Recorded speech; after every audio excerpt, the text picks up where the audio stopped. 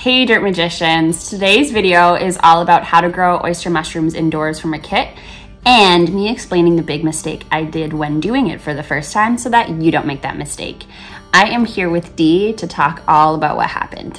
Dee, I suck at growing oyster mushrooms. I made such a big mistake. Oh no, Brie, what happened? I thought it was going really well and you were super excited. So I've never grown oyster mushrooms or any mushrooms for that matter, but I was really itching to grow something after the growing season and you can do it indoors. So I did a bunch of research and the internet community is in complete agreement that oyster mushrooms grown from a kit were the easiest place to go. So that's where I started. And it was going super well until I woke up one morning and they were just brown and crunchy and desiccated. Yep, brown and crunchy is not my favorite type of oyster mushroom. Yeah, I don't think that's anyone's favorite type of mushroom. It's because I had done something wrong. Fortunately, Back to the Roots, which is the company that I bought the mushroom kit from, helped me troubleshoot the problem. But in order for me to explain it, we need to go back to the beginning. Hey Brie, so of all the mushrooms, why are we growing oysters? Well, Dee, as a first-time mushroom grower, the internet community is in complete agreement that moisture mushrooms are the easiest ones to grow. You mean oyster mushrooms? Yes, oyster mushrooms, not moisture, but oyster mushrooms need lots of moisture. The reason that oyster mushrooms are so great is because they prefer a temperature range between 17 and 25 degrees Celsius, which is essentially what you'd find regularly in a house. Okay, that makes sense. But who did you buy the mushroom grow kit from? I chose the brand Back to Roots as they had the highest rating online that I could find. And I'm so glad that I did because they helped me so much when things went wrong and I had to troubleshoot it. Also, we've linked the product in the description box. We're not sponsored by them, but we do have an affiliate link there. Oh, cool. So what's in the grow kit again? Well, let's take a look. So in the grow kit, we've got the mushroom substrate, and that's essentially the mushroom soil. It's what the mycelial, the mushroom roots, feed from. They take water and nutrients. So it's usually a block of wood chips or sawdust or something like that. This kit doesn't say, it just says organic material. It's also the pre-inoculated substrate with the mycelia. So that's all of that white stuff that we see. So basically all of the mushroom roots are across this box. And then we have the box that it will grow in, the spray bottle to water in, and the instruction manual. So how does it all work? Well, Dee, you know me. I didn't want to just do it. I want to understand how it worked and why and what was exactly happening as these mushrooms were growing. Many don't know that mushroom growth actually starts on the microscopic level below the forest floor. So a lot of the growth in mushrooms we can't even see. The way it starts is our fruiting head, so that is the actual mushroom, produces these tiny spores, and when two spores find each other that are compatible, they create what's called a hyphae. And then the hyphae continue to produce, which create mycelium, which are the mushroom roots. These mycelium then put out enzymes into either the forest floor, in a natural environment, or in our case, our substrate. And those enzymes cause the breakdown of the different wood tissues, and then the mycelium take them up. So it's kind of like they have an outside stomach, which is sort of freaky, but also very cool. Slowly, the mycelium take over the whole substrate, and this can take up to 8 months. So when we have a kit and you see all of that white mycelial growth, we've basically spread up that process by about 8 months. So this is the benefit of the kits. You didn't have to do that work of making two spores come together that are correct or wait 8 months to be able to get anything. So when we buy a kit, all that's left to do is to activate it, which means to get the mushroom to fruit or to come out of the box itself. In less than a week, these mushrooms can be ready.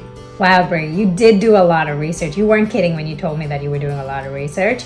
And to know that you can work with a kit versus like start from scratch and that you'd save 8 months, wow, that's a pretty significant difference. So what's happening now? It would definitely be delayed gratification. So these mycelium can stay dormant for a long time, and they're usually triggered to fruit, aka have the mushrooms come up, either because they've utilized all of the resources, so they've got nothing left to do but to fruit, spore, and start all over again, or heavy rains will sometimes trigger this. So a mushroom grow kit shows this process by a heavy rain. And a mushroom grow kit is basically imitating a heavy rain process. So the way that we imitate this is by Firstly, while keeping the substrate in the box, cut an X through the plastic. This creates flaps so we can keep the moisture in and water. Then we scrape it to spread the mycelium. Once this is done, we're gonna soak the kit in a bowl of water for 6 to 10 hours. I did 8. And then after that, you slide it into the box, leave it face up, and watch them start growing. And you wanna leave it in somewhere that's got some sunlight, but not direct light. Now that activation has occurred, all we've got left to do is care for the mushrooms, and it's super easy. I'm just gonna spray the substrate 2 to 3 times a day to keep a humidity of about 75 to 100%. And the most important part of caring for these mushrooms is liking the video if you're getting value from this video and you've learned something. That's right. Most channels grow better when you click the like button. And at first, this care went beautifully. After 3 days, I saw what's called the mycelial node. As you can see, it's where they all come together. Then the primordia, which is the fancy way of saying the baby mushrooms. And they were black at first, which made me really nervous, but actually, this again was totally fine. And then they were just doubling in size super beautifully for a couple of days. So all of that seems really easy. So how did you manage to screw that up then? I know, everything was going super well. And then one day I just woke up in the morning and they were all dried and crunchy. So what went wrong? I know. So my first theory was that I'd let it go dry. I only sprayed it once the day before, so I thought maybe that was the issue. So I dumped water on the substrate itself, and then I misted it like 5 times that day to try and rehydrate the whole system. But the next morning, the same problem was still existing. Nothing had changed. So I went to my computer, I emailed back to Roots, the company that I bought it from, to see if they could help me figure out what had happened by sending some photos. What did they say? It was such a simple mistake, Dee. I just waited too long to harvest my mushrooms. So they got old, they were done, their life cycle, they were done. I just missed my harvest window. When they were big and beautiful, I just kept thinking they would get bigger and bigger, but they have a capacity and I missed it. And Dee, I gotta say, Back to the Roots was an amazing company. They got back to me with this problem and this solution in like 10 minutes, and they immediately offered to send me a new kit for free just so that I'd have a positive experience.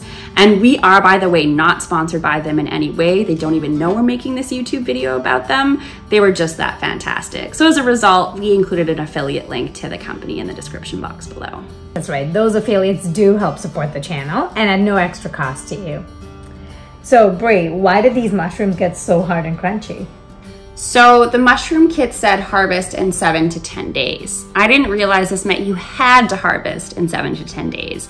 And I learned that there's a few indicators that they need to be harvested. Firstly, the mushrooms go from a convex shape to a concave shape.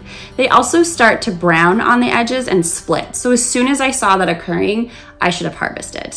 Oh no, you just harvested too late? I know, I was so close. Fortunately, even if Back to Roots wasn't giving me a new kit, you can get 2 to 3 harvests from these kits. So I just flipped the substrate around, cut another X in the box, scraped the mycelium, soaked it overnight, and I was able to start the process all over again. Now, I didn't get as many mushrooms as I did the first time, but I still got a few for a couple of weeks actually. They kind of came in different sporadic bunches. If this mushroom video is getting you excited about growing mushrooms, but you're not sure if oyster is right for you, then we have a video for you called Everything You Need to Know Before You Get Growing. And this video goes into more detail about all the different kits that are out there and the best, easiest mushrooms for us first-time growers to get started with. See you next time.